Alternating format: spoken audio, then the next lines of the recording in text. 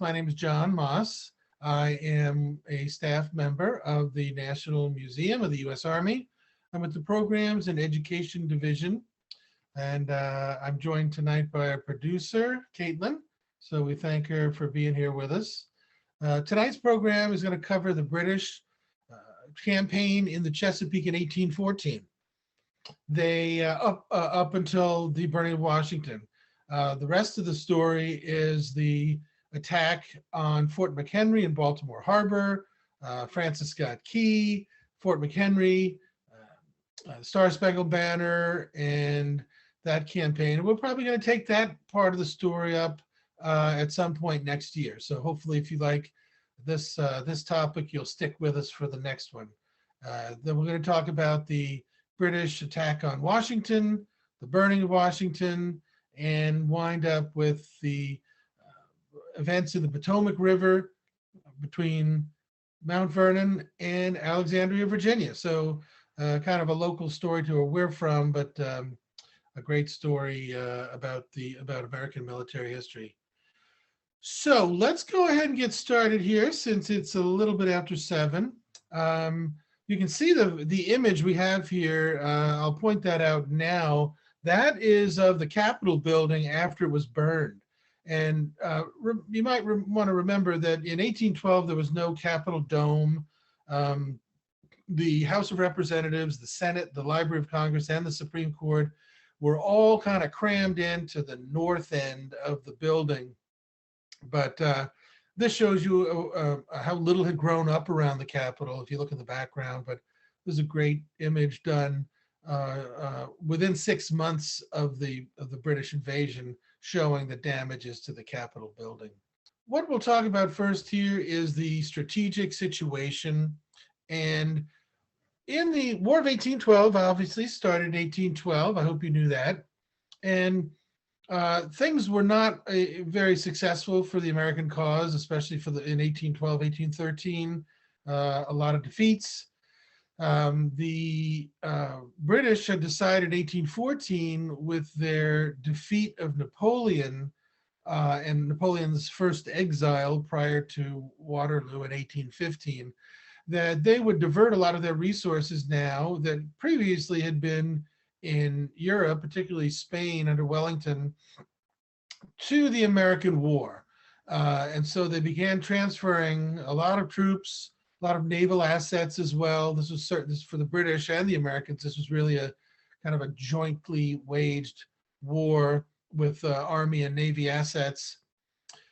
So the British began to send a lot more troops to America.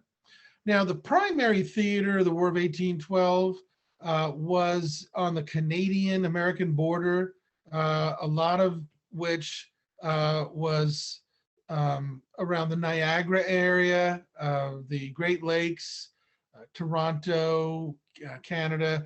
But there was also a significant, a lot of activity in 1813, 1814 in the Chesapeake. So the Canadian border was really the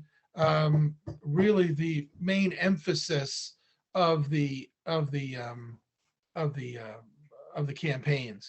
So the British decided to make a diversion to take pressure off of the American concentration in Canada by using their naval assets of the Royal Navy to be able to bring Army troops and formations and really bring them to anywhere they wanted to in the Chesapeake, up the Potomac, the Rappahannock, the James, down toward Norfolk.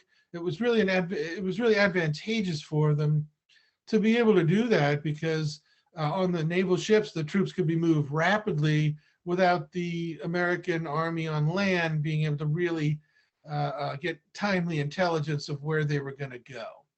So this was really a diversion here. The American forces at this time, both in the Northern Theater and in the Chesapeake Theater, throughout the war there were limited numbers of troops, inadequate supplies, inadequate equipment. A lot of the leaders were poor, politically appointed, no experience.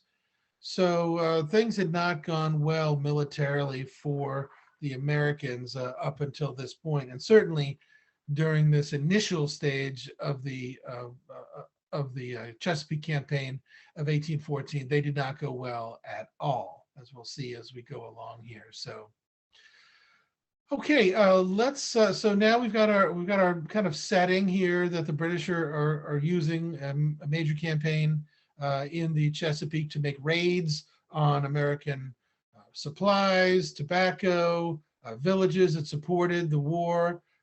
Many villages in 1813 in the Chesapeake had been burned, including Havre de Grace, other places along the Chesapeake in both Maryland and off the Potomac in Virginia. And the British were starting to do that to some extent during 1814. So let's go to the next slide, please. So the overall British command structure here was that the commander of the entire operations in the Chesapeake was Vice Admiral Alexander Cockburn. And that's who was in charge of naval operations, but also he was responsible for Army operations as well. He had a commander of the naval side of things in Rear Admiral George Cockburn, pronounced Coburn, but spelled Cockburn. Excuse me. That's his image on the right. And if you can see it up close, if you go on the web and Google his name, you can almost always find the original of this picture shown in color. And that's the burning of Washington behind him in this setting. But he was a sailor, even though he was a high-ranking admiral. He was really kind of a down in the belly of the ship type of commander and admiral. He was considered to be ruthless and a little bit uncouth as well among not really his peers so much, but among the American leadership as well. He was not adverse to burning supplies of the Americans, and if he saw that there was some sort of facility or mill or arms manufacturing location somewhere in the Army's or the Navy's reach to send troops on the ground, including Marines, he had no compulsion whatsoever about burning things along, burning those assets because they supported the war, much like Sherman did in the Civil War, and Sheridan also in the Civil War in the Shenandoah Valley. So the commander of the Army troops, however, was Major General Robert Ross, born in Ireland, had a lot of experience, was considered to be a very fine officer, and had served with quite distinction in the Napoleonic Wars in Europe. So he was the kind of the redcoat commander of what we call today the ground troops. So okay, so let's move on one more slide here. Here we have the British plan. The British wanted to have three kind of avenues of attack in the Chesapeake and the river area. The first one was up the Potomac River from its mouth at the Chesapeake. That was going to be a diversion for the main effort up the Patuxent River, which empties into the Chesapeake north of the mouth of the James.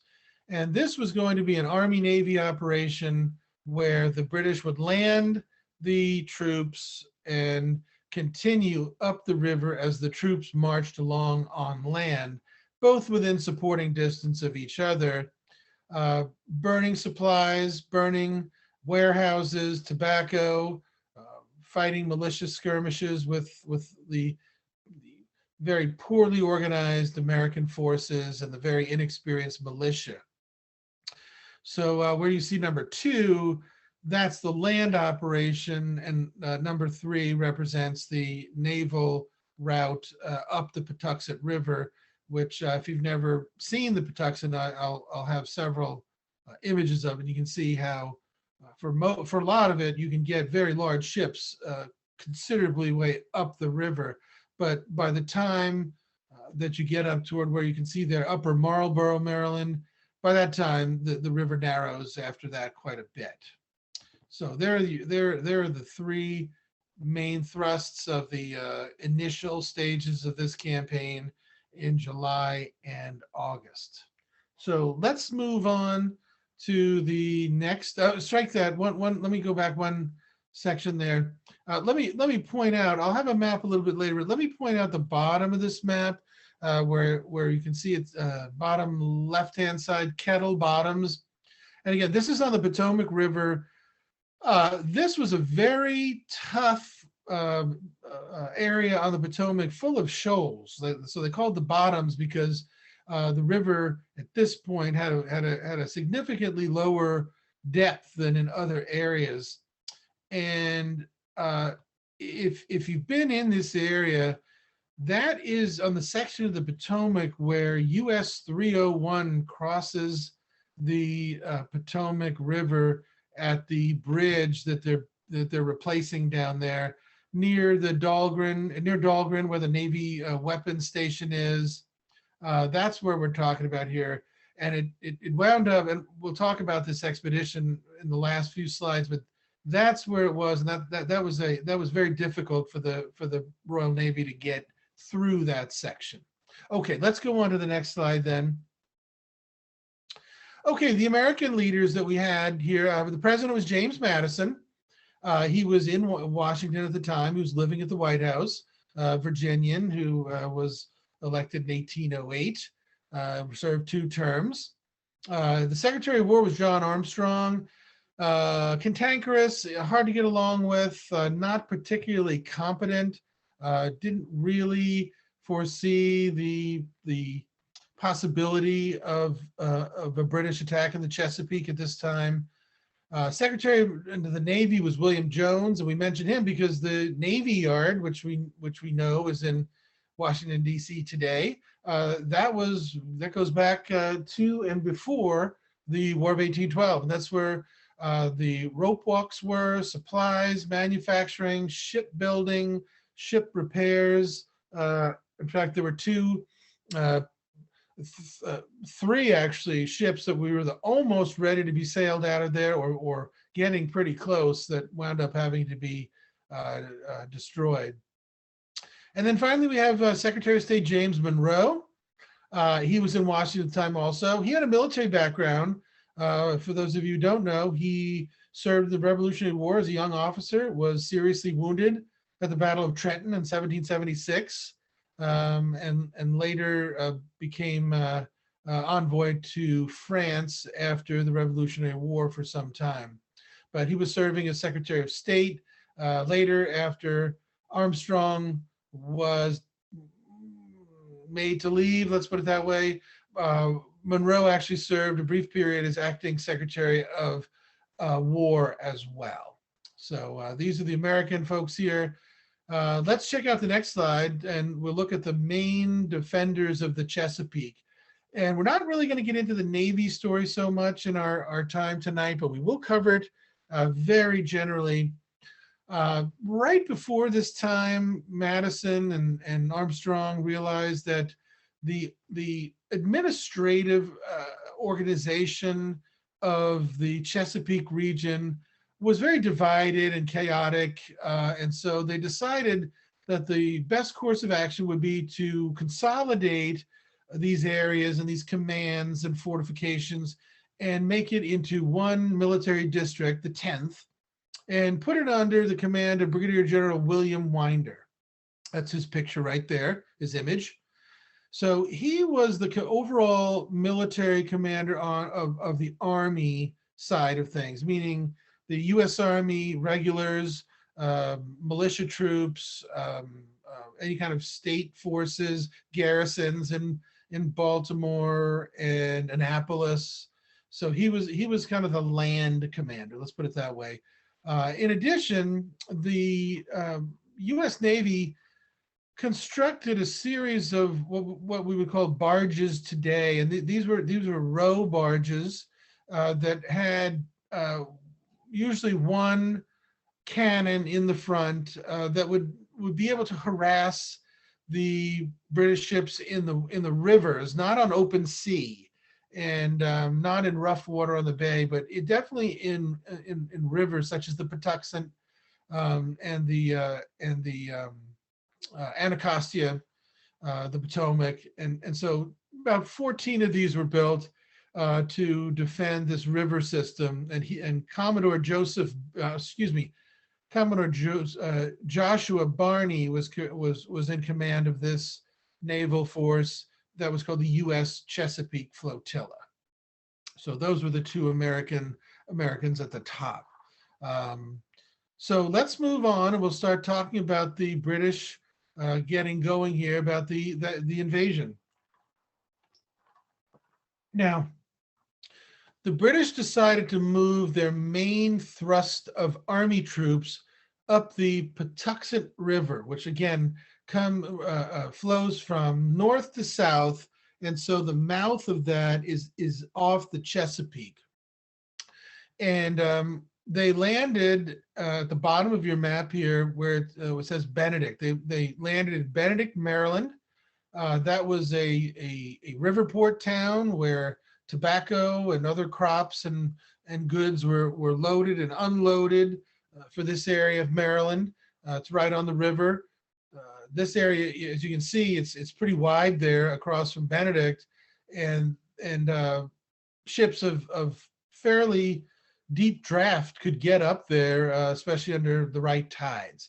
So the British landed their troops there beginning on the 19th, and eventually started to move northward up toward the top of your map there, which was the area that was called Lower Marlborough. And this is in Maryland. There's an Upper Marlborough, meaning upper part of the river, the Patuxent River, and Lower Marlborough. And it's a small, again, a small port area that the American flotilla and American militia were using as a base. So the Navy's route is shown in blue, arrows going up the river against the current here, but we'll see a few images right in a minute. So if you can go to the next screen, please. These are a couple images here. On the left is a modern view of the Patuxent River from Benedict. And you can see it's quite wide there. There's a major bridge across the Patuxent in Maryland today that goes the other way from the west to east, both ways, and that's the deep section of Benedict, Maryland. Today there's some houses there, there's some piers and docks, but it's very tiny. There's a church there as well today, but this gives you a sense of the size of the river. Now the British started debarking and unloading their troops and equipment and supplies on August 19th. It took a few days to get that done, but most of them, there were about 4,000 to 4,300 British troops, and many of whom camped in this farm that you see on the right. This is all the low ground along the Patuxent. And if we were there now and we look to the left, there would immediately be heights that other British troops occupied. But this was a great spot to bring 4,000 men to unload them, get everybody ready to go, and resupply. But this area, it's now a farm area, commercial farm that is open as a store and things like that. But it's easily found out there in Benedict, right before you get to the river on the west side of the river. So the British had to set out soon, and we'll follow them with the next slide. At this point, they went to a place called Nottingham. Someone asked in the chat, are those railroad tracks that are shown there? That's a good question. It looks like it, but this is actually a map prepared by the British. So where you see the horizontal hash marks or the dots in the road, that's the route of British forces. So when you look at this map on the Library of Congress site, you can zoom in really close and get all the roads where they went. So they moved up to Nottingham, which was a port town, had warehouses, houses, what have you, outbuildings.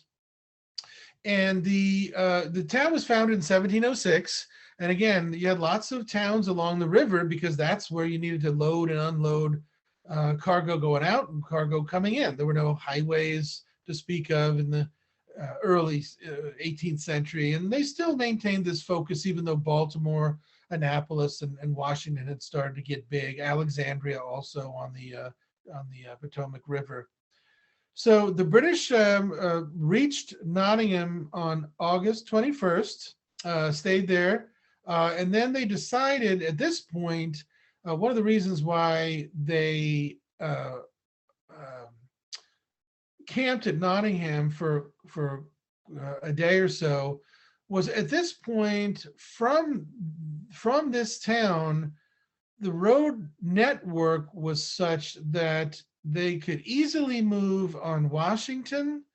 They could easily move up toward Annapolis and eventually Baltimore. And they could easily also move directly west over to the Potomac River near Fort Washington and threaten Alexandria. So this really kept up this atmosphere of confusion and uncertainty among American commanders, especially General Winder. And you can see over in the top left of this map, Winder's position at this point. When the British got to Nottingham, Winder was at a place called the Woodyard. And that area today is pretty much built over. There's not anything really to see over there. But that's where the Americans were. Now, Winder was very confused during this period. It's mentioned in many first-person accounts of American officers and civilians that he scouted when he should have been creating defenses. He was getting down to the details too much rather than looking at the big picture. Was moving around all over the place, couldn't be found. So he really had a chaotic system here that was not going to work for successfully defending the capital or wherever else that General Ross chose to go.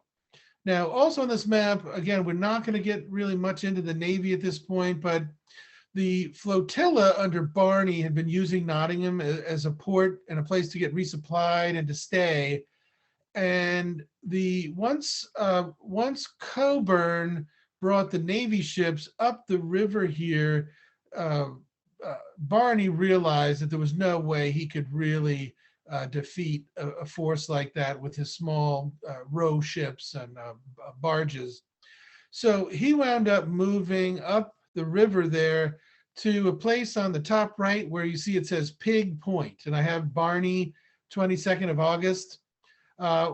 The main British force, land force, supported Cockburn's movement up the river and kind of followed him along the land side. And once they moved north from Nottingham toward Upper Marlborough, the American commander, Barney, realized that there was no way he was going to be able to stop the Navy, and that he was going to get bottled up in the Pig Point area with the British troops. So he ordered all of the row ships to be destroyed. They were set on fire. The smoke from the fire at Pig Point could be seen dozens and dozens of miles away. They were all destroyed except for one.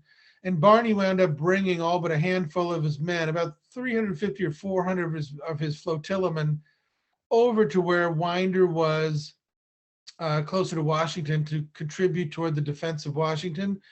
He set them up near the U.S. Navy Yard.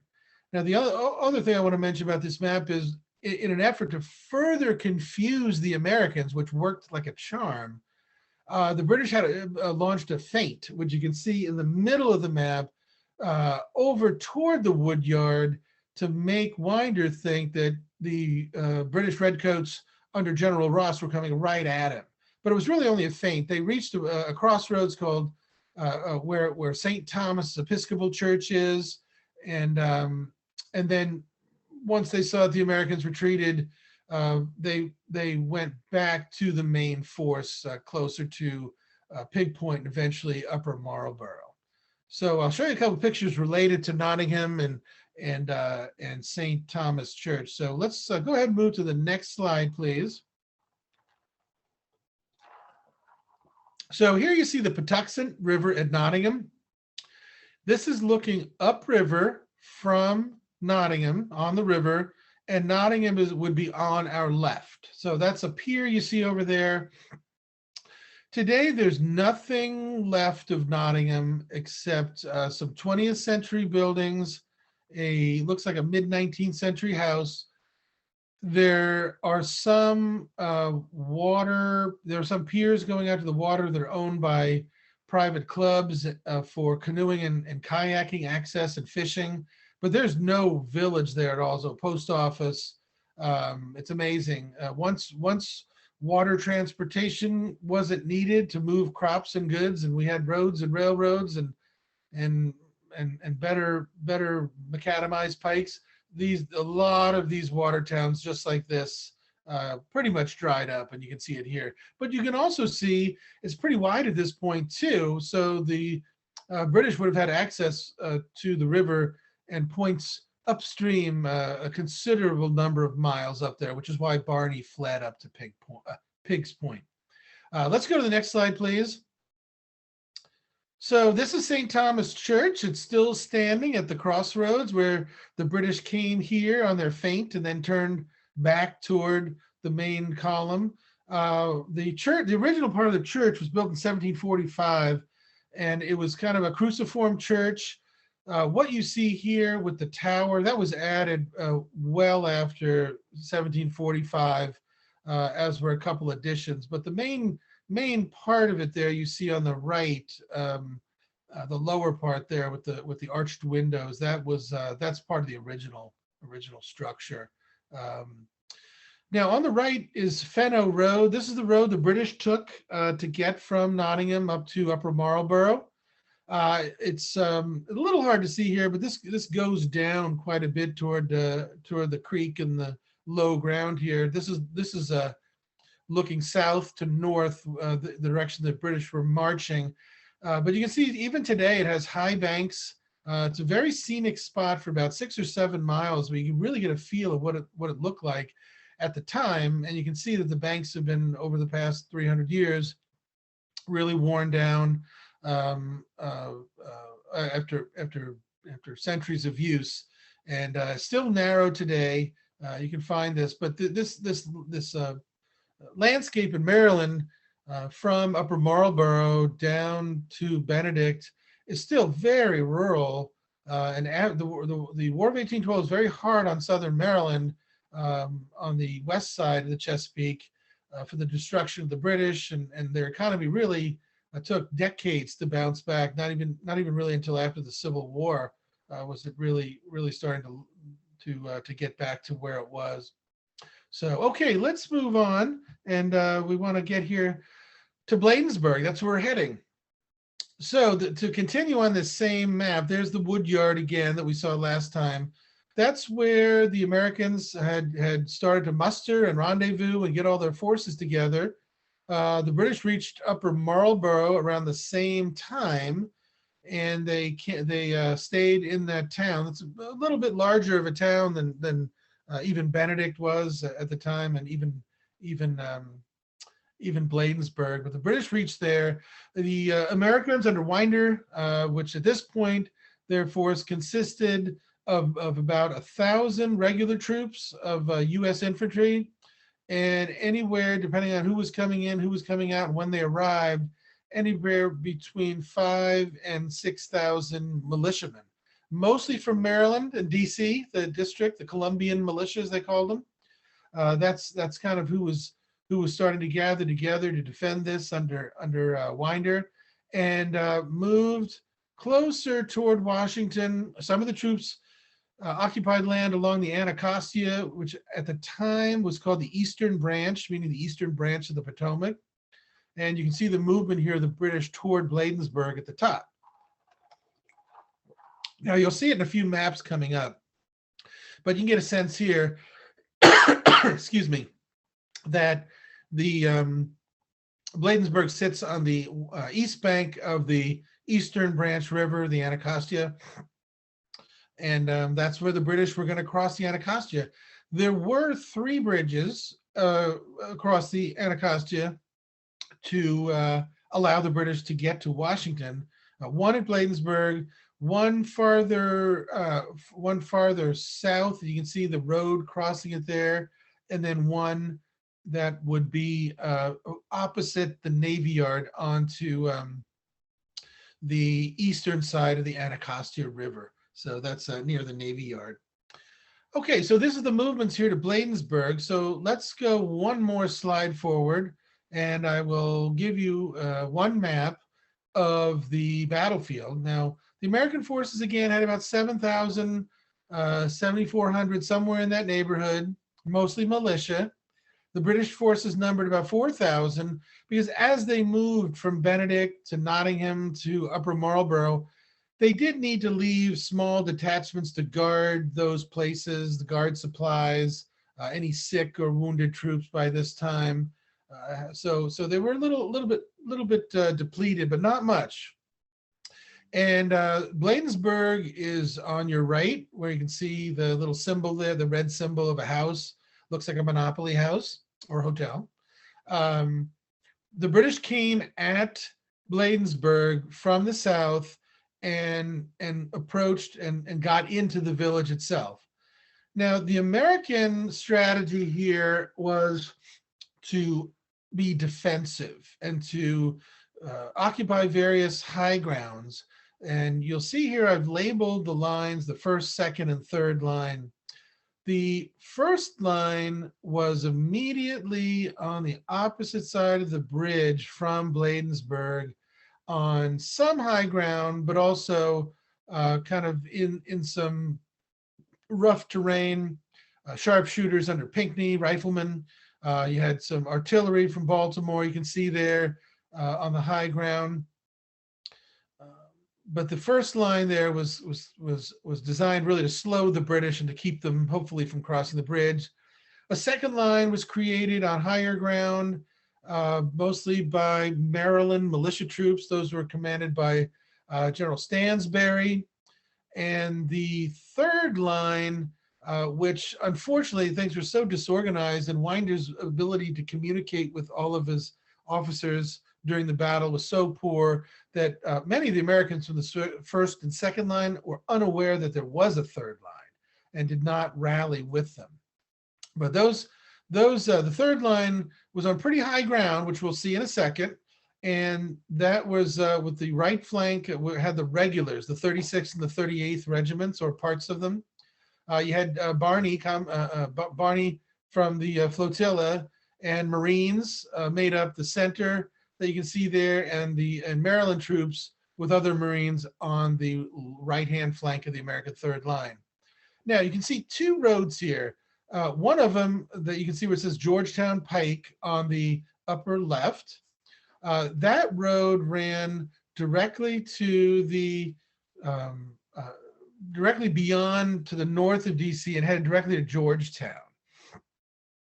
And there you can see it splits with the Washington Pike, which is also known as the Bladensburg Road. It splits right where you see Pinckney's name, and that's where the split of those roads were.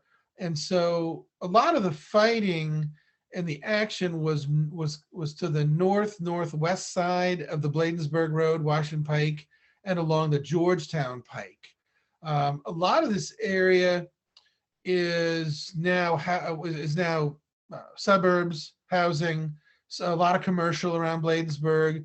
And I'll divert the conversation slightly and say that most of the times when I ask about, prior to studying and reading a lot about Bladensburg several years ago, I used to ask, what's to see out in Bladensburg? And everybody would say, not much. It's all over blasted with commercial traffic and buildings along the Washington Pike and houses everywhere else.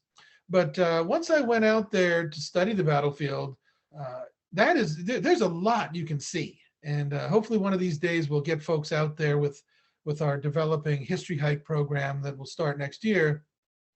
But there is a lot to see. Yes, it's covered with a lot of stuff, just like Fredericksburg is, and Brandywine and Long Island, New York. So it's not pristine. None of it is owned as part of a state or national park, but There is part of the Anacostia River Trail, Anacostia River Park. So the town of Bladensburg and the county of Prince George's has done quite a bit to make the river area walkable and some other areas as well. So we'll look at that in a second, but this gives you a thrust of how the British came at the American lines. In general, before we get too deep, you can see that the British attacked mostly against the Maryland troops there in the second line and pushed them, a lot of them, not all of them, but a lot of them back along the Georgetown Pike and kind of forced them out, some of them out of the battle. On the second line there, in the first line there, Pinckney's men put up a pretty stiff fight, and the British actually were turned back on the bridge when they began their attack with the 85th Regiment. But eventually the river here is quite narrow and pretty shallow, so that even though they couldn't get across the bridge the first time, they were able to attack by fording the shallow river just north of the bridge upstream, which really put a lot of pressure on the American line. The first line made them retreat. And then finally, you can see that there's multiple pronged attacks on the American third line there on the Washington Pike. Okay, let's get a little bit more detailed here and go to the next slide. And here's Bladensburg, the bridge. I have an arrow there too. The British came from the south, again from Upper Marlborough, and they came from the southeast really. They turned onto the Bladensburg Road here, and they occupied Bladensburg until most of the troops were up, but not quite all, because General Thornton, British General Thornton, who commanded the 1st Brigade of British troops, mostly the 85th Regiment and the various light companies of the other regiments involved, which included the 44th, the 21st, and the 4th. Those are the British regiments. Now, interestingly, at Bladensburg, the British also had a battery of Congreve rockets, which were not around the time of the Revolution, but by the War of 1812, they developed and were able to fire rockets with using an artillery organization. The rockets were fired from racks. They weren't all that accurate, but they made a terrific sound. And to those on the receiving end, they scared the heck out of them, if not inflicted actual casualties. They could also hit and start fires in various buildings and barns and things like that. That's where Francis Scott Key talked about the rocket's red glare. That's what he was talking about here. So they set up shop in the town of Bladensburg and started firing at the American positions. Okay, let's move on to the next slide. Now, this is the site of the American First Line. That on the left side of the picture, the left picture, that is south of the Washington Pike before you get to that branching off with the Georgetown Pike. Now, that's a levee you see there on that kind of little high ground there. That was not there at the time of the battle. That's a flood control project that's built to protect the houses that you can see behind there. But that picture and the picture on the right, I wanted to include to show that it's kind of a rocky shore, low shore, not steep riverbanks here, the Anacostia, and you can see on the map on the right the bridge there. It's a modern bridge, but that's the site of the bridge at the time of the 1814 battle. And the town of Bladensburg, you can see the tops of some buildings on the opposite side of the river. So that's what it looks like today. And again, you can see it's pretty open. Part of this is part of the Anacostia Trail System, which is a lengthy trail system, combining with some other trails that shoot off into DC and toward the Navy Yard area and well up into north of Bladensburg. So a lot to see, a lot to do and see there. So the British came across that bridge, and we'll go to the next slide. Finally pushed across the bridge. This is on the north side of the American initial position. And you can see I have an arrow. It says British crossing. You can see how narrow the Anacostia is there, and some gravel bars and a low bank. That's where the British crossed north of the bridge to get on the American flank. And the remnants of part of the Georgetown Pike, which is part of this park now, is, you can see that there. That's a trail system that winds up going into today's Georgetown Pike. But that's the high ground in the woods there. The Baltimore artillery was in that position when there was less trees there. But again, you can see there's quite a lot you can see and stand on trying to understand this battle, especially where the bridge is, the narrowness of the river, and the road system. So quite surprising to me anyway, going out there. Okay, let's go to the next slide. So the British force backed the American first line. This is the American second line, looking from their line at the position where they occupied. This is kind of on the right of the second line. This is the Washington Pike. The Georgetown Pike is off to our left in this image, but this was where the American cannon were.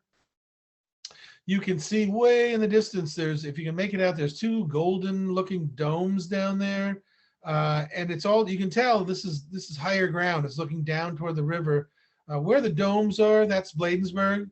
So the British attacked Thornton's 1st Brigade. Once they had pushed the first line out of the way, they advanced up this road. Other elements of the British Army followed the retreating American troops off of the high ground north of the bridge and north of the the Washington Pike, Bladensburg Road.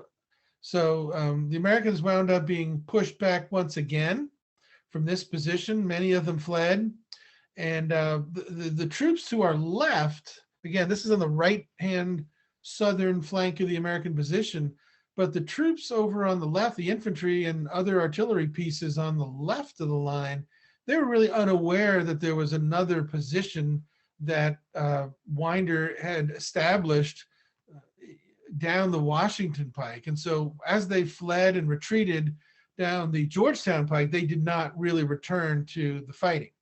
So next slide, please.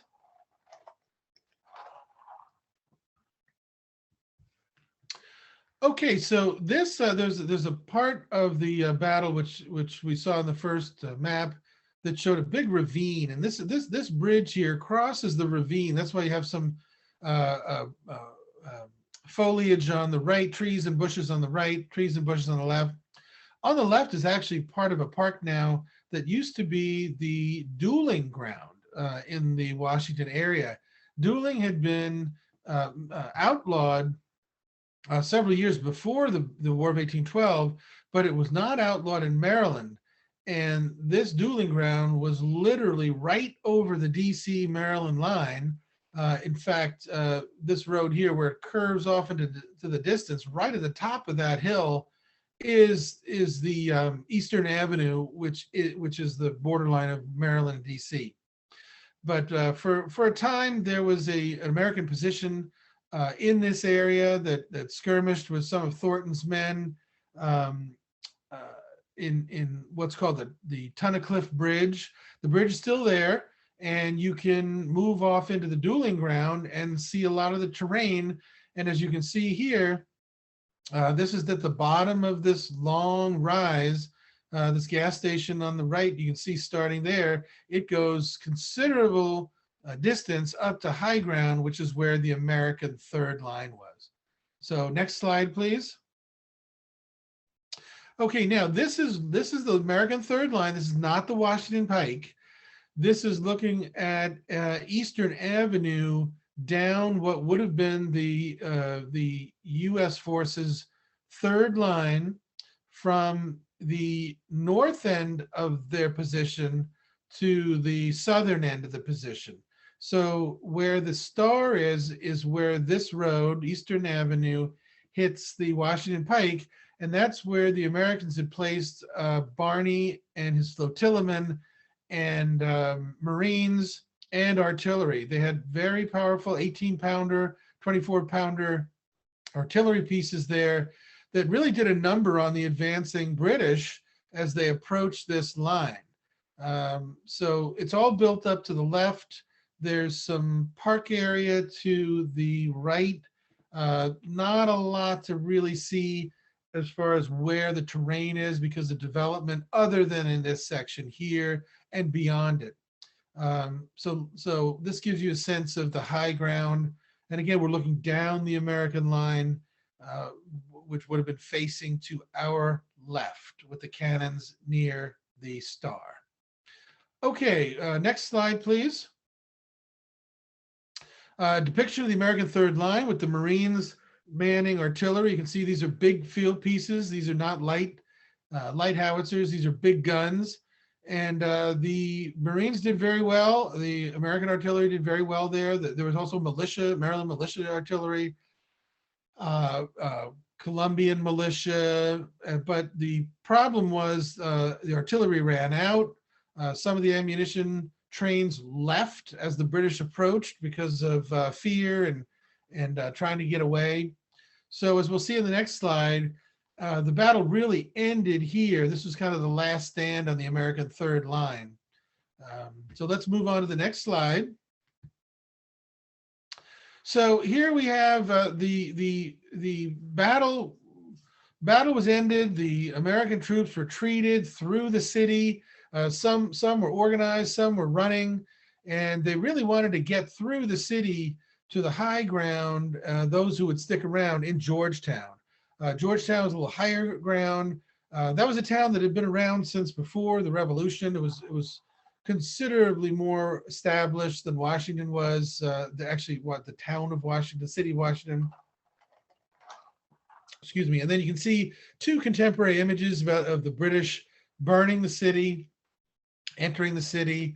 It was defended very sporadically, and eventually the British marched in that day, same day as the battle, which was August 24th. The British, by about 5 o'clock that evening, they had marched from the Bladensburg Road area in their third position all the way into Washington. So next slide. This map was used with permission of Steve Vogel, and I'll point out now one of the best books on this campaign is Stephen Vogel's book of about 10 years ago called "Through the Perilous Fight: 6 Weeks That Saved the Nation." Highly recommend that one and others. But this map comes from his book, and he granted us permission to use it, so we thank him. It shows you where the British burned. So down you can see the Navy Yard on the lower right, and also at the bottom of the map, Greenleaf Arsenal. That was destroyed. I'll show you a picture of that in a second. That's actually on the grounds of what today is Fort McNair, right near Nationals Park. The Capitol was burned, and you can see up at the top middle, top left, that the White House was burned. The War Department was burned. The long bridge that went at that time across the Potomac River. The southern end, the city of Alexandria, burned, and we're going to talk about that in a second, very briefly, before we wrap up here. The southern end was basically near where the 14th Street Bridge is, and the railroad bridge goes from Virginia into DC at what's now part of the George Washington Parkway at Gravelly Point, the northern part of Gravelly Point, just north of National Airport. Madison wound up fleeing the Capitol. Dolly Madison did as well. Many of the cabinet members scattered all over. They wound up crossing the Potomac into Virginia, moving out eventually to Falls Church, cross into Maryland and Barnesville, Poolesville, before eventually coming back to Washington by about August 27th. So this gives you a good idea of the scope of the devastation. Next slide, please. Here's the site of the Greenleaf National Arsenal, military arsenal. This is where a lot of military equipment was stored for the Army. And there was a well here, and the Americans, prior to evacuating the Washington area, including this arsenal, they had dumped a lot of their powder down the well, and embers from another burning building went down into the well and ignited all the compacted gunpowder, killed dozens of British troops that were there, blasted them to pieces. Very horrific wounds, but this is Fort McNair today. It was the well area was somewhere in this area. Okay, next slide, please. Here's a great image. This actually looks like a modern image, but this was actually a watercolor that was done in the 18 teens at one point. It's believed to be an eyewitness account of a watercolor painted of the burning of the Navy Yard. So this is a pretty striking spot. The actual image that you can get on the Library of Congress website is a little bit more colorful than I've got right here, but great image here. Next, please. Okay, so the end of the campaign, basically they sacked Washington, and remember I talked about in the beginning there was that diversion up the Potomac that had trouble getting through Kettle Shoals near Fredericksburg and Dahlgren. Well, the British force eventually got up to Alexandria, and here you can see that Fort Washington, which is a National Park Service site today. I'll have an image of it for you in a second. They finally were able to get up to Alexandria, which at that point was part of the District of Columbia. And if we'll go to the next slide, please. The diversion was commanded by Captain James Gordon of the Royal Navy. They attacked and started bombarding Fort Washington. The commander there, an Army captain, was told to hold out at Fort Washington unless they were attacked by the land side. He had heard about General Ross's troops 30, 40 miles away, decided that now was the time to blow up the fort, which he did. He was later cashiered for that. Alexandria was occupied from August 28th to September 3rd. Now, the Alexandria city fathers, the leaders of the government, decided we don't want Alexandria suffering the same fate as Washington. So they sent a delegation, including the mayor, to row out to the approaching British ships and said, if we be nice, how about you be nice to us? And so the British said, okay, so we won't burn anything if you give us all your ships here, load up all the ships with military goods and provisions, etc., and we'll take those with us, and then we won't burn your town down, which is what they did. However, on the way back, when they decided that they had been there long enough, on September 3rd, they began to head back down the Potomac, right past Mount Vernon, and they began to take fire from American artillery on the Virginia side. Now, Fort Washington, as you saw on the map, was on the Maryland side, and the Americans occupied high ground on the Potomac. Those of you who have been to Fort Belvoir, particularly the Officers Club, in those areas, even Mount Vernon, you can see it, Mason Neck as well. There's some very high bluffs in that area, particularly since particularly around Belvoir. The plantation house that had formerly belonged to the Fairfax family prior to the American Revolution. So there was some gunfire along the cliffs, but it didn't really do a lot of damage. The British were not always able to elevate their guns onto the high ground from their ships, so they eventually wound up making their way back to the mouth of the Potomac. So let's go to the next few slides. I'll show you some images of these places that I was talking about. Here's Fort Washington. You can see this from the Virginia side near Fort Hunt on a pull-off of the northbound lanes of the George Washington Parkway. And so now what you see there almost exclusively is a fort that was built there well after the War of 1812. The modern fort was built slightly in front of what you see there, the Civil War fort. And so that's really what where the position was. But I wanted to show you at least the heights there, and also point out, which I didn't do earlier, which is that the deepest part of the Potomac's channel is on the Maryland side, so right near that fort, not looking at it from the Virginia side at Fort Hunt. So the boats would have had, British Navy ships would have had to have gone right up there. Okay, so next slide, please. This is an image, a woodcut illustration of what's now what we would call Old Town Alexandria. But this was the port of Alexandria in about 1830 or so. So you can get a kind of a nice look at this. You can see here what the port would have looked like. Let's go to the next slide, please. On the left, a map of Alexandria from the 1820s, showing you now the Potomac here. North on this map here, north is to your right, not the top of the map. So, but this shows the waterfront with Hunting Creek on the left, and you can see the docks going out into the water. A modern image of the waterfront today. Nice little park there. It's been changed a lot over the last 10 years or so. There is some signage there about the War of 1812 and Alexandria in the war. But you can see the Wilson Bridge from here. But this is right down the waterfront in Old Town. Okay, next slide, please.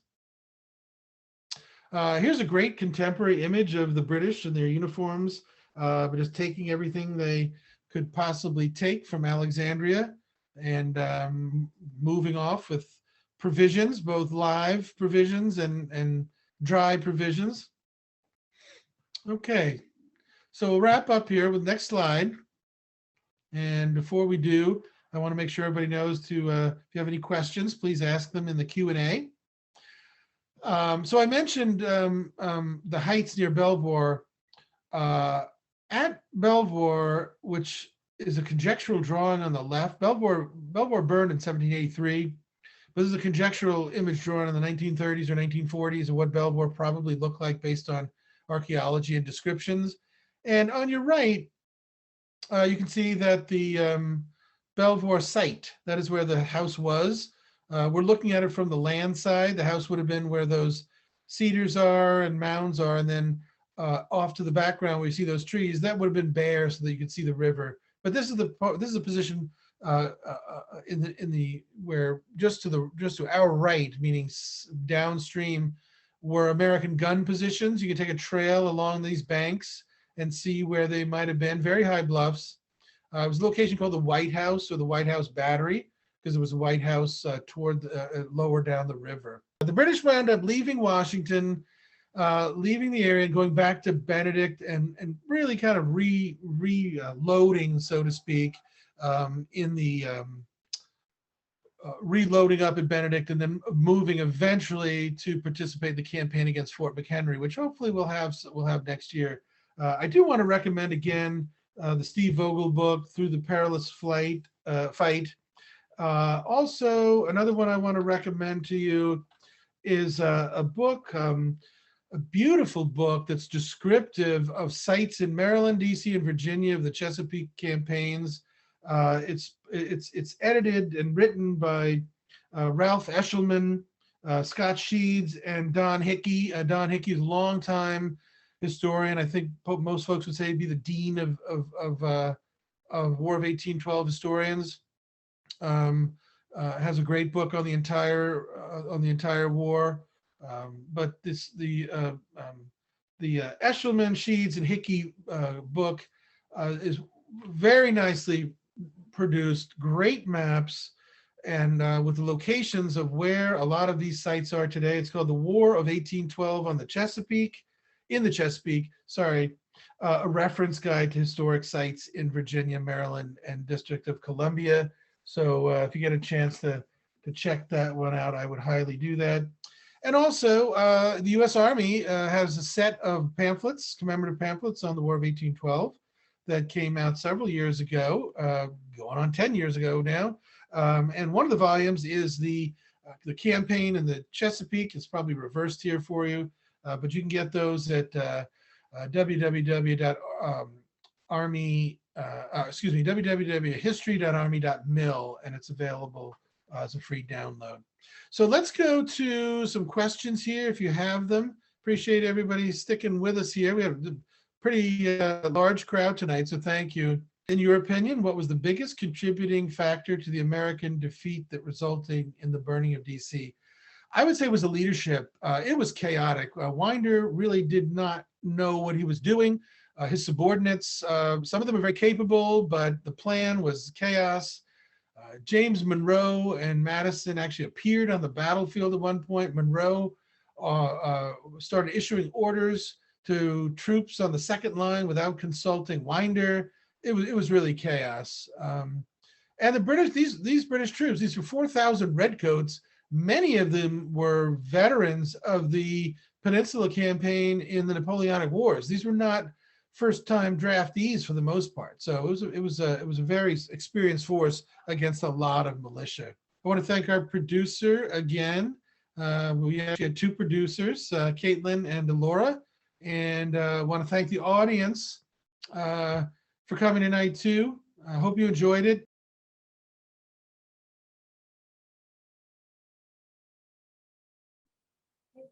Ladies and gentlemen, friends and colleagues, welcome to the National Museum of the United States Army. We are gathered together today to talk about the War of 1812.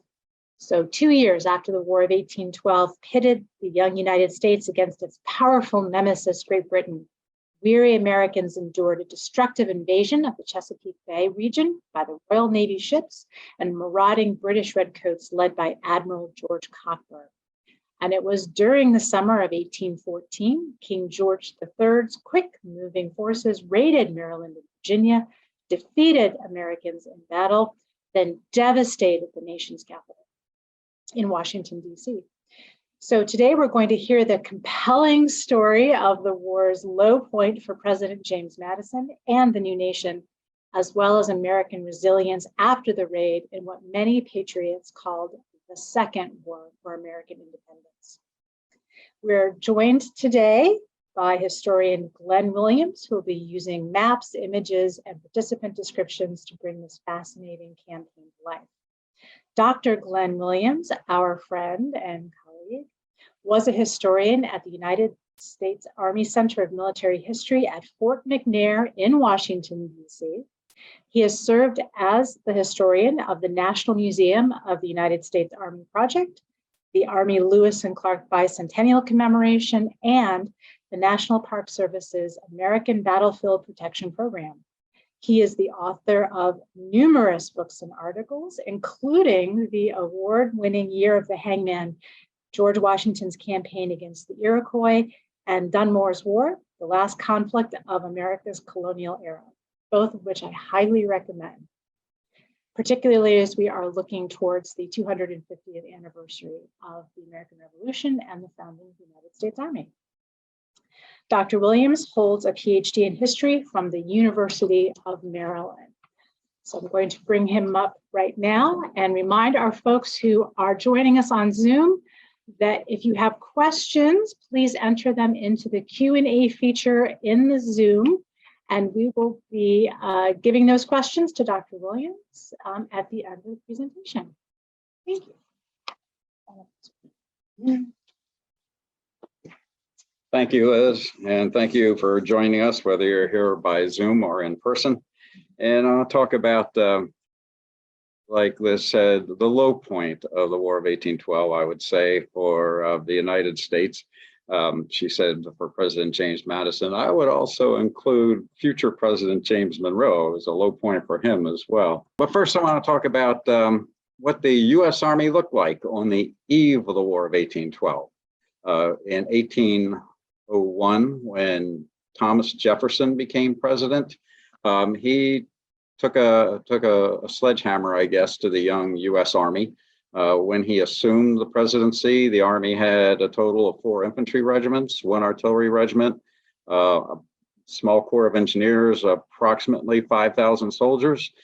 He was anti-regular. Some people say it was just anti-military. I would say he was anti-regular. He was kind of pro-militia.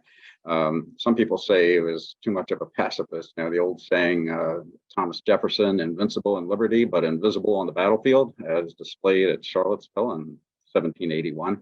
But he cut the Army. The General Order Number 1 from the Secretary of War, Henry Dearborn, told the dragoons to dismount and sell your horses. They sold the artillery horses. He cut the infantry from 4 to 2 regiments and did away with the dragoons, as I mentioned, and cut the Army's artillery down to 1 single regiment, about 2,500 soldiers, and they would serve on 3-year enlistments. It was from this Army that the Lewis and Clark expedition was formed, by the way. In 1808, after the Chesapeake affair, Jefferson kind of saw that a larger regular army was necessary, and you couldn't rely on states' militias to defend the country, even though in his inaugural address, he says, our militia, the first line of defense until regulars can replace them, it wasn't holding the way he thought. So in 1808, he goes to Congress and proposes an expansion of the Army to 7 infantry regiments, a rifle regiment, something the U.S. Army hadn't seen since the Revolutionary War, a light artillery regiment, giving the artillery back their horses that he took away in 1801, a regiment, a regimental size unit, the Corps of Artillery and Engineers and Artillerists. These are the guys that would man the seacoast forts. 1 light dragoon regiment, and these men would serve on 3-year enlistments. The proposed strength was almost 10,000 men, nearly double what the Army was that he cut in half when he first took office. By 1811, that 10,000 man force was only up to an actual strength of about 5,300 men, mostly in frontier forts at New Orleans and in the seacoast fortifications. The militia had an aggregate strength of 700 men on paper. We'll talk a little bit about the militia a little later on. The militia also had a number of restrictions, like the militia in one state couldn't be sent to another state generally, and they couldn't serve outside of the boundaries of the United States, which would present problems at the beginning of the War of 1812. The national defense strategy was, as relations with Great Britain grew more tense, and they did not respect U.S. sovereignty, evidenced by their impressing sailors off of U.S. flag merchant ships, not respecting the flag on our ships as well, and curtailing free trade between us as a neutral nation and other nations using their Navy to do so. The only way that the United States could do anything to exert any kind of pressure on Great Britain and its 600-ship Navy was an invasion of Canada. Let me make this point emphasize that it wasn't to take over Canada. It was to have a bargaining position so Britain would call off its powerful Navy, its most powerful Navy in the world, especially after the 1805 Battle of Trafalgar, when the Royal Navy destroyed the combined fleets of France and Spain together. The Army in the lead up to 1812 was pretty good, as evidenced by the Battle of Tippecanoe in November of 1811. In January of 1812, Congress authorized another expansion of the Army, seeing that war with Great Britain was possible. Now remember, the strength of the Army at the beginning of this period is only about 5,600 men. So in January, Congress raises the paper strength of the Army to 35,000, tremendous expansion. These soldiers would serve on 5-year enlistments, not 3-year enlistments like the regulars that they had in service at the time. They also authorized the detachment of militia. Now, when militia is called into actual service, remember, they belong to the states. They are not part of the Army. When militia is detached from the state to serve with the Army, that's how it's done, with a call up through the Secretary of the War by the President into federal service for certain periods of time, usually 6 months at a time, at which time they have to be replaced and they're sent home. Congress also authorized the raising of a force of 50,000 volunteers. Now, these volunteers are raised from the militia. That's why you will find a Maryland regiment on the Canadian border in 1813, because these volunteers taken from the militia, formed into units for 1 year of service, paid like regulars, but at the end of the year, their enlistment expires and they're sent home. This leads to a problem in leadership. West Point had only been around since 1802. The Army in 1802, like I said, only consisted of 2 infantry, 1 artillery regiments. You can imagine that there wasn't a lot of expansion in the officer corps between 1802 and 1812 to fill all the needs of a 35,000 man army. So what has to happen? You have to take officers out of the militia, give them federal commissions. A lot of them are political appointees, and we'll talk about one of those later. They bring in a lot of veterans of the Revolutionary War. Remember, the Revolutionary War ended in 1783, and it's now 1812. They used to use the term superannuated. I used to use that term too until the year I turned 50. And I was talking about one of the superannuated generals that was called active duty was 50 years old. So I don't use that term anymore. And the appointment of officers, a lot of people that probably shouldn't have been officers were appointed. And then you also dilute the strength of the Army. You take a 5,600 man force and expand it to 35,000. You're going to expand the number of regiments. You have to start somewhere. So you're going to take soldiers out of existing regiments to use them as a cadre for the new regiments. So you're diluting the strength of some of your better units just by doing that and then filling them up with recent enlistees. Then the Congress also saw to the supply the needs of the Army with ordnance and transportation and other support activities. I want to talk about the militia for a little bit. The militia is operating under the U.S. Militia Law of 1792. And under the terms of that, all able-bodied white male citizens aged 18 to 45 are members of the militia writ large. Okay, I like to go to some of these organizations and people say, oh, my great, whatever, joined the militia. No, when he turned 18, he was in the militia. By virtue of your civic duty, when you turned 18, you became enrolled, and that was the term they used, enrolled in the militia. Now, militia units were organized geographically. They usually trained periodically, usually once a quarter as companies, and once a year as larger units, battalions or regiments. And everybody would be in it. So, when they needed manpower, people say, well, the militia was like the National Guard today. Well, not exactly. I would say the militia in these days is more like selective service. When there's a national emergency, you call a muster of the militia at the county courthouse. The county's quota is to raise a battalion of soldiers. You ask for volunteers first. If you don't get enough volunteers, you draft the rest until you fill the unit. Now, the other kind of militia, which was allowed by the militia law, was called the volunteer or select militia. These guys are like the modern National Guard. They trained more often, usually uniformed and accoutered themselves at their own expense. They had officers that had been in the militia a long time and had served in the militia and had grown up in that system. And they were usually pretty good soldiers. And they not only provided entire regiments, as we'll see a little later on, but also the elite companies of various militias were taken from these volunteer militia units. The elite units, I mean the rifle companies, the dragoons or cavalrymen, the artillery companies were considered elite units in these days. And again, like I said, entire regiments sometimes would be consist of volunteer militia. There was some standardization in how the militia trained. They were still following the 1778 Blue Book that was developed by Baron de Stuyben at Valley Forge during the Revolutionary War. That's still the standard training doctrine for the militia. The regular Army had gone to another system by an officer named Duane by this time. America seemed to rely on what it was called the militia, we call now the militia myth, was that the militia would rise to the occasion to defend the nation in an emergency. Now let's skip to 1813 and 14. As I mentioned, the principal strategy of the U.S.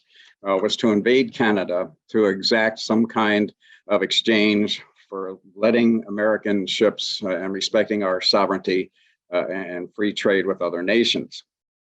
When the United States began the War of 1812 in June of 1812, the British strategy was mainly to hold Canada. They had their hands full fighting Napoleon on the continent of Europe at the time. So by 1813 and 14, they're getting tired of the sideshow. They decided to do something about it. So the strategy is to hold Canada, and they start the campaign in the Chesapeake mainly to divert the strength of the U.S. Army, primarily the regular regiments, away from Canada to make the job of defending Canada easier, and to divert the Americans' attention from the Canadian frontier by raiding towns and ports in the Chesapeake. The Chesapeake is loaded with small harbors in addition to the big one at Baltimore. That's where a lot of privateers sailed out of. The privateers were taking a toll of British merchant shipping. The British Royal Navy, as big as it was, couldn't be everywhere at once. And also, the British are also planning a major invasion that would come down the Richelieu River, Lake Champlain route towards Albany. And they've already taken some other U.S. territories. So when the negotiators at Ghent convene with American and British commissioners in the summer of 1814, the idea is to get a settlement to the war against America using the Latin term uti possediatus, ita possediatus. Anybody take Latin? It means what you possess, you will possess. So if you took over territory when the war ended and you signed the peace treaty, where your nation stuck its flag would belong to your nation after the war. And that's the reason why the British have operations in Maine. They have operations in the West. They're going to target New Orleans later on, and we can talk about that in a bit if you want to. But also the Americans have a foothold in Canada, in Ontario as well. So there would be some trading that goes on. And we'll talk a little bit about the Chesapeake campaign, which gets us closer to the topic of today, which is the operations in the Chesapeake and on the Potomac. In the summer of 1814, the British target the areas of Virginia and Maryland accessible by the Chesapeake Bay and its tributaries.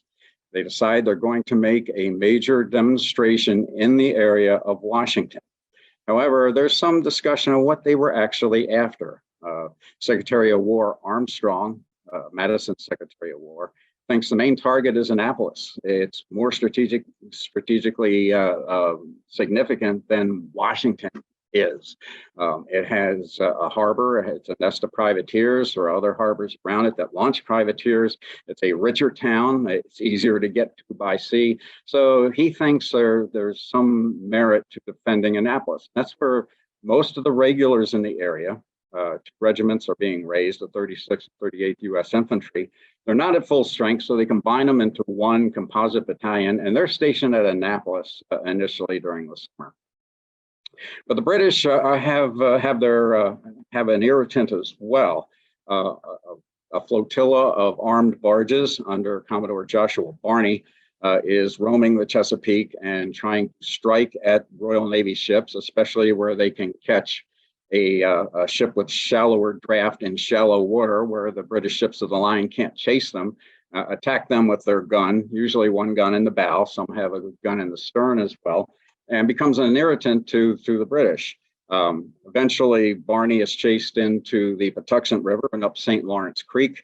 In June of 1814, with the help of the Army and the Marine Corps, he is able to break out of St. Leonard's Creek and head up the Patuxent towards Washington. And Barney's little flotilla becomes the main objective of the British in the area. In addition, Admiral Cockburn, who's the overall commander of the British in the Chesapeake, sends a small squadron up the Chesapeake under a Captain Porter, and they're going to raid towns on the upper eastern and western shores of the Chesapeake. He has raiding parties going up the Potomac and up the Rappahannock. just causing problems and burning plantations and other houses, justifying this by if the Americans put up any kind of resistance, militiamen who are opposing him are soldiers, so their houses are therefore legitimate targets and therefore they can be burned. Also, a number of slaves run to the British, being promised their freedom if they help support the British. So by August, Cockburn is going to make a big demonstration to keep the Americans guessing as to what he's actually doing, and to accomplish that mission of creating the diversion, of drawing the army away from the Canadian frontier, so the British invasion down the Lake Champlain route will have a little easier go of it. So he's going to go in with two main forces. One is a small flotilla of 6 ships, 2 frigates, 2 bomb ships, and a rocket-firing ship under Captain Gordon that he sends up the Potomac to make a demonstration against Washington by sea, also to possibly attack the city of Alexandria. Well, Alexandria is part of the District of Columbia at the time. So attack the harbor there, cause some problems. And also, if the army runs into trouble on the peninsula formed by the Patuxent and the Potomac, there'd be a way to support the withdrawal of the British Army from that.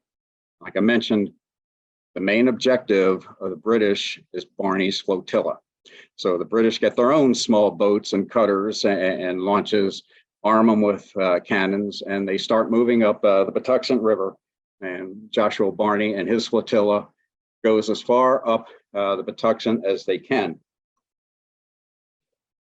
By the 19th of August, the British land their land force at the town of Benedict on the Patuxent as well, to support the move of the Royal Navy up the Patuxent to get at Barney's small flotilla.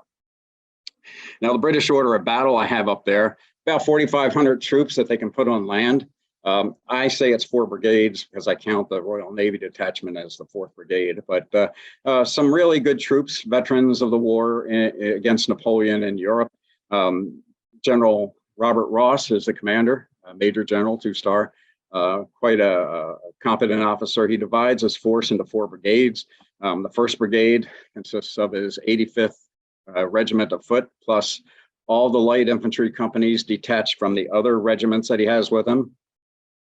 A company of Royal Marines and a company of Colonial Marines. Colonial Marines are made up of those slaves that run away from their plantations to join the British, and they're formed into a military unit called the Colonial Marines.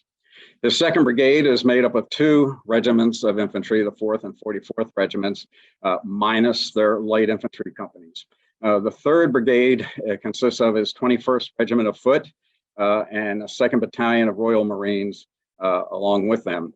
And then the Royal Navy Landing Party, which includes another battalion of Royal Marines, a company of Colonial Marines, a detachment of Royal Marine Artillery. These are the guys that man the mortars on the bomb ships, and also they're the ones on land that fire or land or sea, fire the Congreve rockets.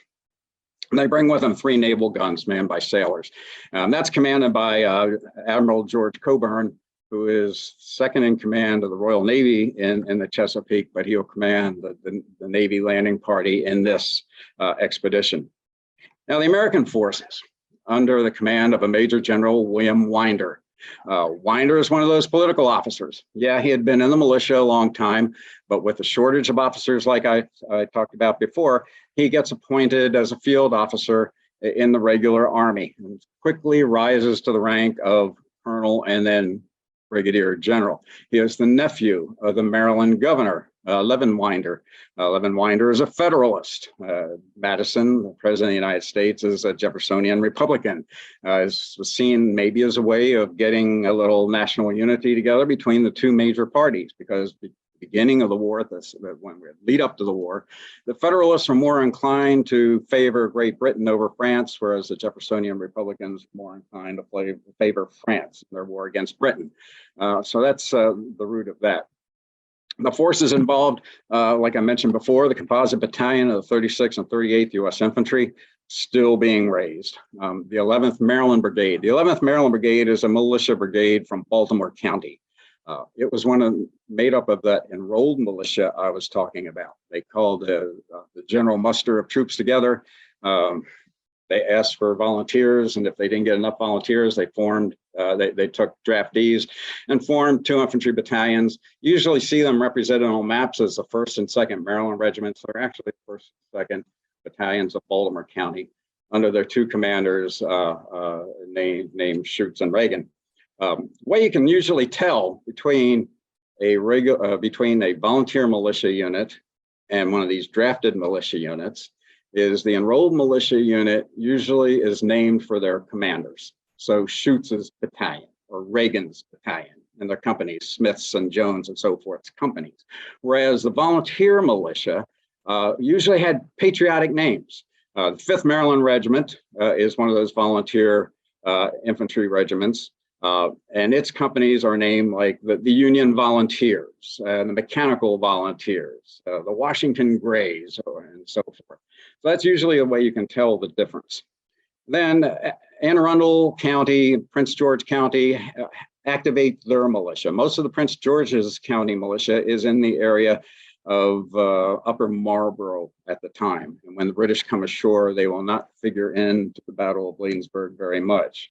Anne Arundel County militia is activated. They put together a composite battalion which marches to Bladensburg to join the rest of the army. They in fact cross the bridge at Bladensburg minutes, literally, ahead of the advance party of the British Army when they get there.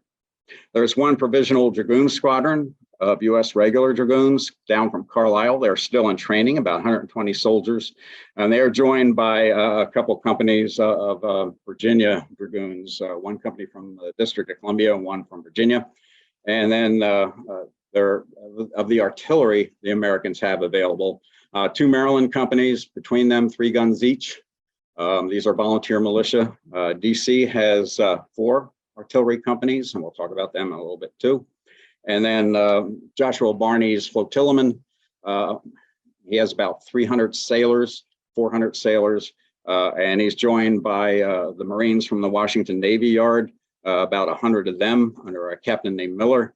They have between them about 5 guns, 3 12-pounders and 2 18-pounders, drawn from the Washington Navy Yard that they'll use when they go into battle.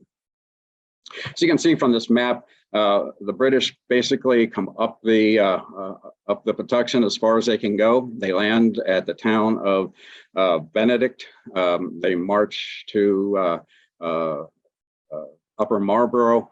And by the time they get there, Winder decides that the British are probably heading towards Washington.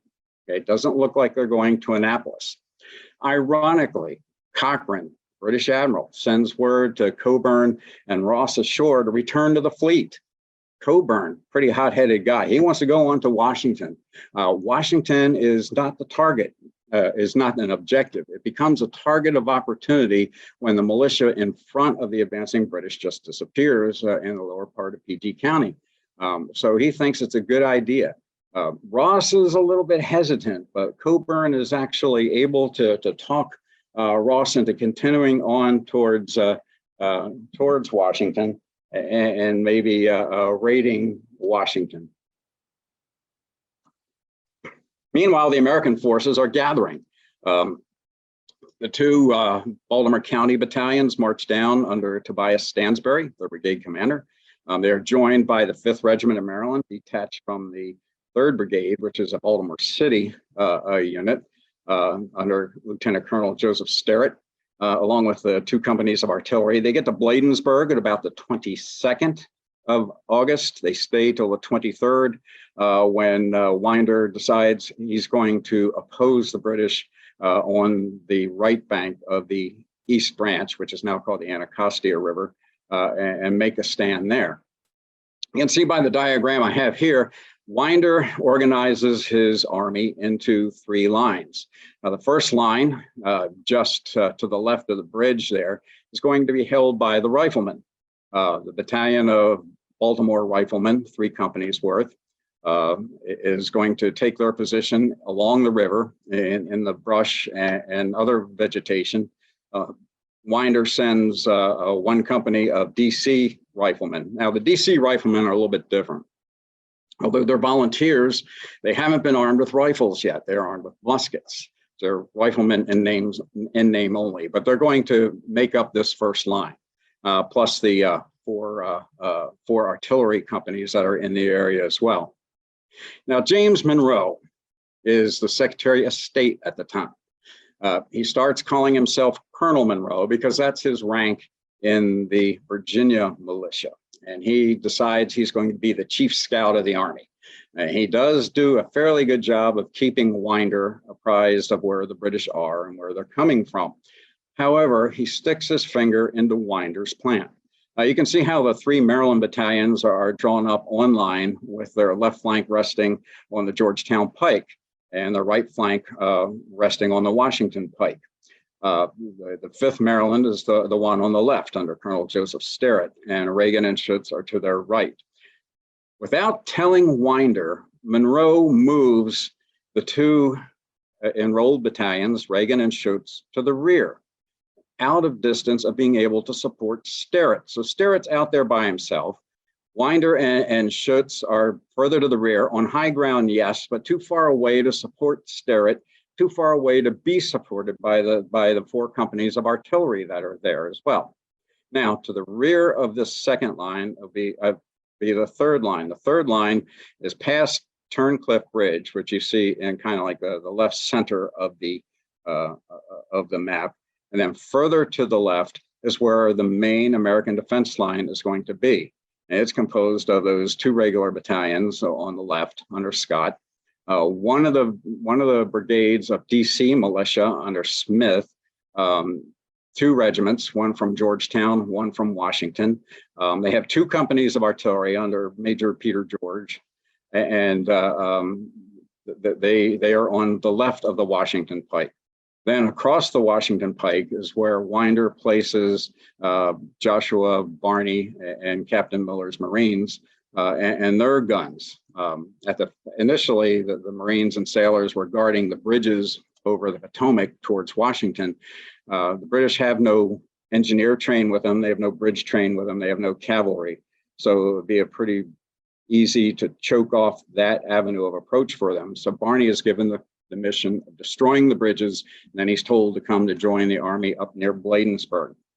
To the right of Barney's sailors and Marines comes in a composite battalion of Anne Arundel County Militia under Colonel Beale, and they'll be on the extreme right. And like I mentioned, they got there just ahead of the British crossing the bridge at Bladensburg. As the British march into Bladensburg, the 4 American artillery companies open fire on them. This causes them to take cover behind fences and buildings and things like that in the town of Bladensburg. Ross rides up and he tells the commander of the brigade, Thornton, to go ahead and send the light infantry across the river by fording, and then follow with the 85th Regiment of Foot across the bridge once the far side of the bridge has been secured by the light infantry. And this is what they do. And they run into the American riflemen. The American riflemen initially put up a fairly good resistance, but then they're forced out of their places in the brush along the riverbank, and the Maryland Rifle Battalion falls back to the right flank of the 5th Maryland that is behind them. Now, remember I mentioned I don't have a map that shows it, but the 5th Maryland, Sterrett's unit, has its left flank on the Georgetown Pike there. Winder orders them to attack. The British have crossed the bridge, but they are not fully in strength across the bridge yet. So Sterrett leads his men to attack the British as they cross the bridge. This picture, of course, is a couple weeks later at North Point, but this is the unit that's involved. They meet the British, trade volleys with them for quite a while.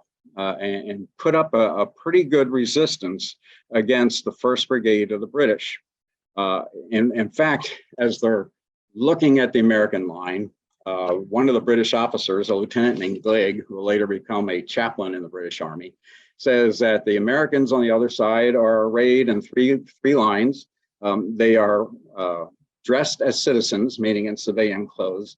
They are fairly well armed, but wretchedly equipped, except for one regiment that has the appearance of regular soldiers. That's the 5th Maryland that he was talking about.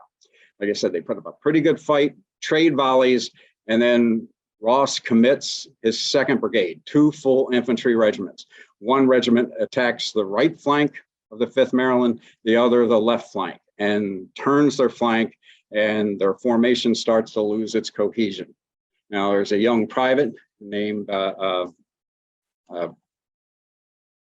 Kennedy, last name of Kennedy. He will become the Secretary of Navy in the Tyler administration. He wrote in his diary that as the formation disintegrated, we made a fine scamper of it. Okay. And it's probably the generation of the Bladensburg races line. The 5th Maryland falls back, and eventually they retreat to retreat along the Georgetown Pike, eventually wind up in the town of Montgomery Courthouse, which is today called Rockville, Maryland. This leaves the rest of the 2nd line to face the British. The 2 drafted battalions, Reagan and Schutz, on a hill. As the 2 brigades assail them, they start to put up a fairly good resistance until the British Congreve rockets start coming in. And this unnerves the Americans in the 2nd line, and they also retreat and eventually turn into a rout as they go down the Georgetown Pike towards Montgomery Courthouse. This leaves the 3rd line all by itself. As you can see, the Turncliffe Bridge, which is about the left center of the map, is being held by one of the regiments of the DC Brigade, the Columbian Brigade, and their other rifle company, again, armed with muskets. The British make short work of being able to secure Turncliffe Bridge as they advance towards the major part of the American 3rd line that you can see.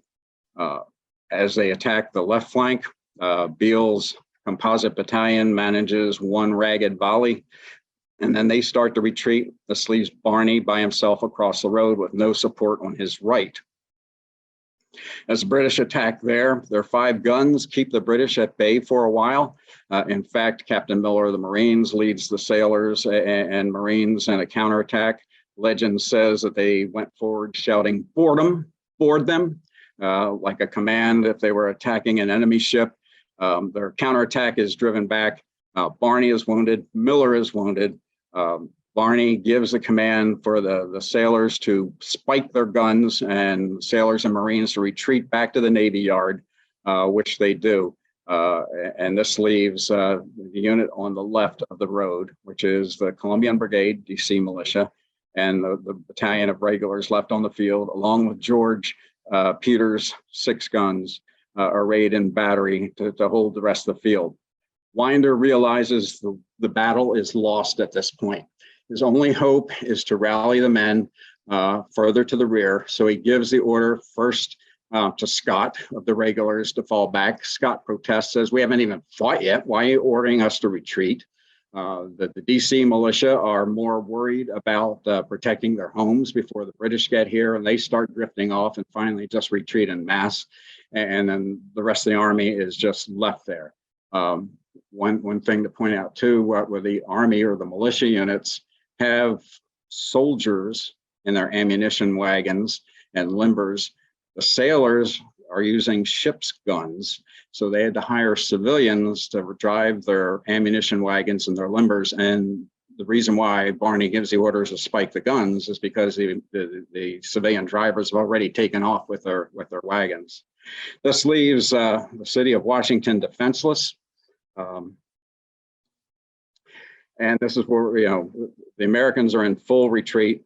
Some of them will rally. The regulars will rally and present themselves as a cohesive unit, but it's too late to do anything to save Washington. Winder goes back to the city.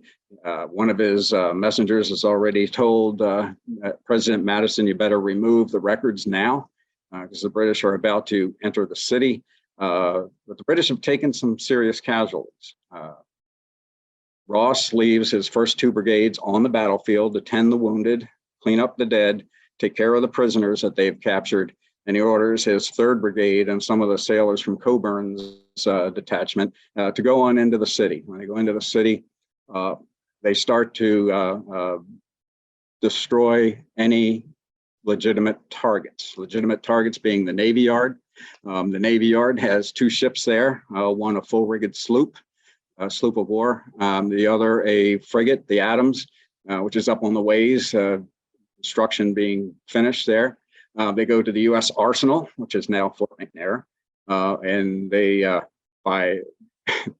it's one of those accidents that sounds funny now, but didn't at the time, as they send somebody down into a well where the Americans had moved all the gunpowder from the magazine, and the powder is detonated and blows up the guys that went down to search for it. And they destroy the rest of the arsenal. As we all know, the Capitol and the President's Mansion, now called the White House, are torched. A lot of government records that weren't evacuated are destroyed. As far as I know, only one private dwelling was burned, and that's because somebody, soldier or civilian, took a few shots at British soldiers in the street, so it became a legitimate target. So it's kind of a mistake to say that that they burned the city. They didn't burn the city, they burned the public buildings, legitimate targets, except for that one building. Evidence of this, the house of the Commandant of the Marine Corps and the house of the Commandant of the Navy Yard are spared because they were considered private residences and not public property. What's left of this is a British view of the map. It's not as chaotic as what I've described. I think they gave the Americans way too much credit in arraying their forces on this map. But this is what how the British filed their report as to how the Battle of Bladensburg unfolded. What's left of the Battle of Bladensburg? Well, not much. I think the course of the now Anacostia River has changed a little bit. Much of what was the battlefield is under cityscape now. The area where Commodore Barty's Naval Brigade was located is on what is now Fort Lincoln Cemetery. So there's not much left of the battlefield itself to go see. There is a fairly nice museum and visitor center that I think it's PG County or the National Capital Parks and Planning Commission, one or the other, operates at Anacostia Park, which is worth seeing and gives more detail with some artifacts about the battle. As I mentioned, British start destroying the public property. Meanwhile, we talked about Gordon. Okay, Gordon is making his way up the Potomac with his 6 ships. He puts into the harbor at Alexandria. Alexandria faces the usual ultimatum from the British. If you offer any resistance, we're going to destroy your city, like they did at several along Chesapeake before this. So Alexandria surrenders without a shot. There is Virginia militia outside the city ready to offer some resistance, but the mayor and city fathers tell them, no, don't do that. We don't want them to destroy the city. Instead, the British take a bunch of the merchant ships that are anchored in the harbor or on the wharves and take them as prizes as they make their way back down the Potomac. They get there after the British leave Washington, by the way. The British only stay in Washington overnight, about 24 hours before they head back to the fleet. They'd like to exact some tribute or money from Washington, but there's nobody there to negotiate. The mayor, the president, everybody else, whether local or federal officials, have taken off. There's nobody to negotiate with, so they can't really demand the tribute that they normally would. As Gordon heads back down the Potomac with his prizes, Secretary of the Navy Jones has ordered Commodore John Rogers, Captain David Porter, and Commodore Perry down from New York and Philadelphia to help out, but they get there too late to help Winder at the Battle of Bladensburg. However, Porter does take some of his naval guns, establishes a battery on the site of Fort Belvoir as it overlooks the Potomac, and they do try to fire on Gordon's ships as they pass by. They're on a bluff, so the British can't elevate their guns enough to return fire with their ship's guns. Naval gun can only elevate about 10 degrees, and they're way above that. In fact, what happens is they return fire using the mortars and the rockets that he has along with him.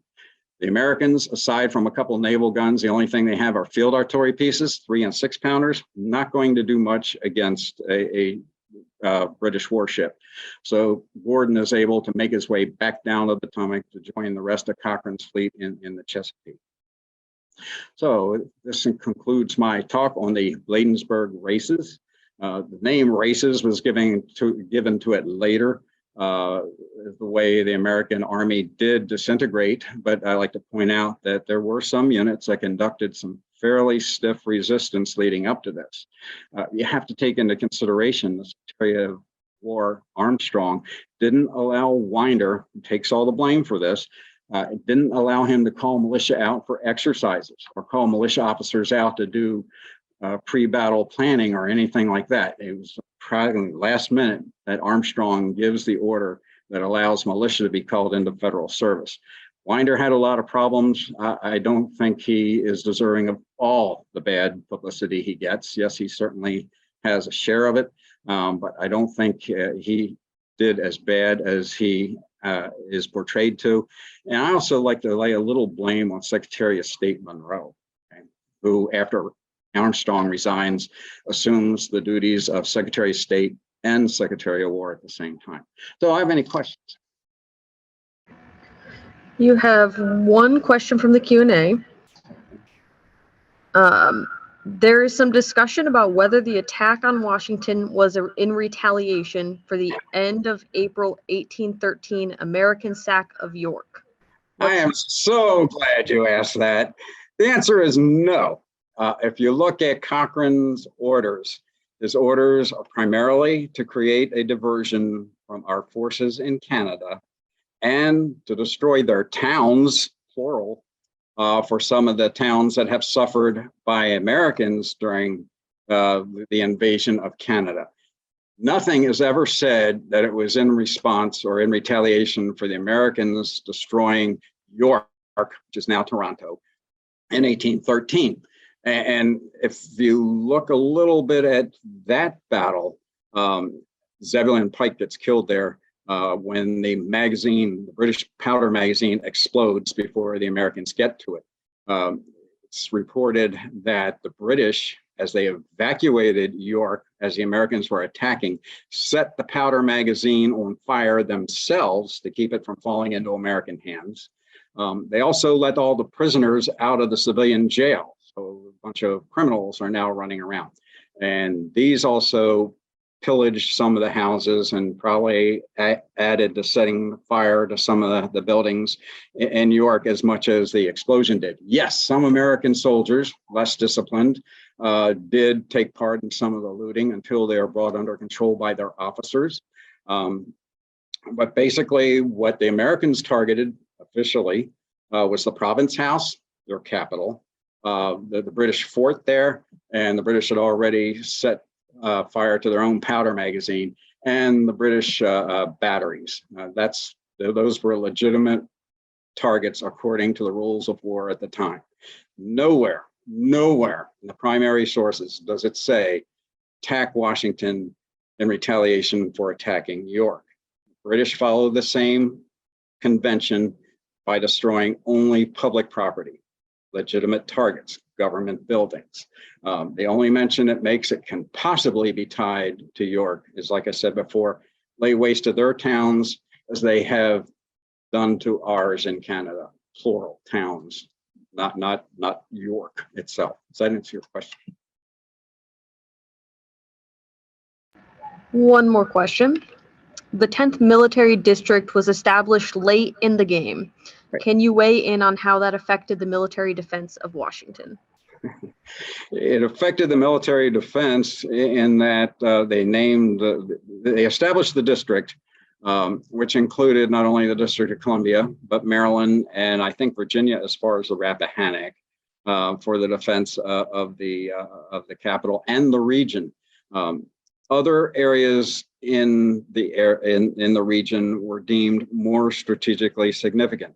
Baltimore, Annapolis, for instance, established late in the game because once in 1813, when the British started their raids in the Chesapeake, and then in 1814 with the first defeat of Napoleon, that released a lot of British regulars for service against the United States as well. So it was, yes, established late, but it really wasn't given the significance that we think it should, having included the national capital. Like I said, Winder wasn't allowed to call militia out for exercises. Armstrong was late in calling out the militia of the district. Winder only had at his disposal that one composite battalion of regulars, and it had just started recruiting like in 1813 or early 1814. So it wasn't like it was a well-established defense like we'll see on the Civil War with the circle forts, for instance. It was an administrative thing. Winder is appointed, and Winder gets there after he's exchanged as a prisoner. He was taken prisoner, I think, at the Battle of Lundy's Lane earlier in 1814, and gets to Washington in time to get named commander. So yes, it was late in coming. I don't think Secretary Armstrong in particular really took into consideration the defense of the nation's capital when he established the 10th Military District. Yes, ma'am.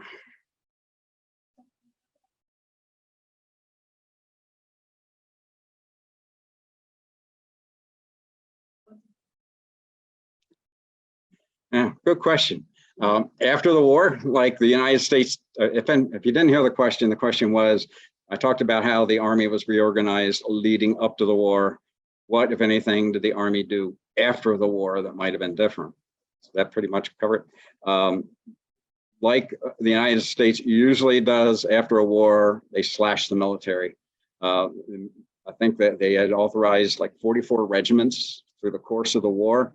That's cut down to like 8. I might be wrong on that number, but it's around that. A lot of the soldiers are discharged. Those that stay in the Army, they start consolidating regiments. So under strength, all the regiments were under strength. So they start consolidating regiments into ones that are more full strength, but fewer of them.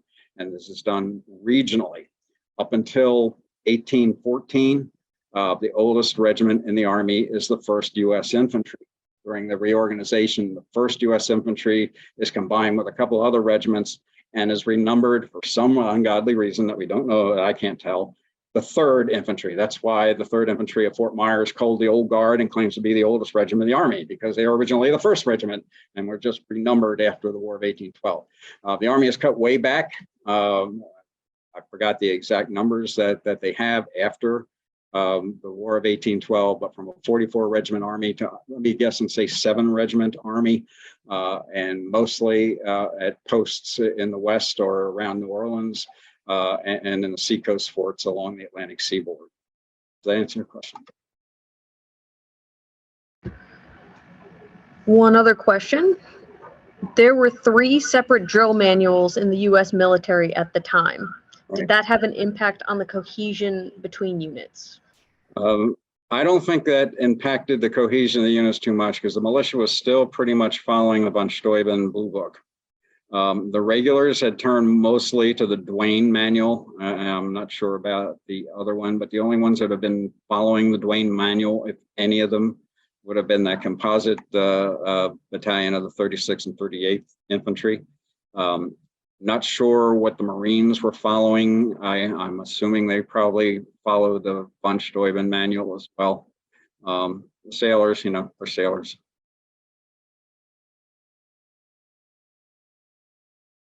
Any other questions? Sir.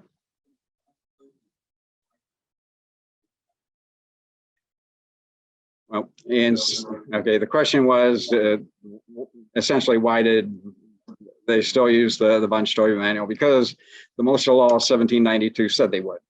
And the title of it is the Order of Discipline for the Armies of the United States, or something like that, I think. The regular Army was still trying to adjust to the Duane and another manual. I think they settled on Duane, but it had, remember, the militia is not part of the Army. Only becomes part of the Army of the United States when they're called into federal service. So they're still left with the Steuben manual. Does that answer your question? I hope. Thank you.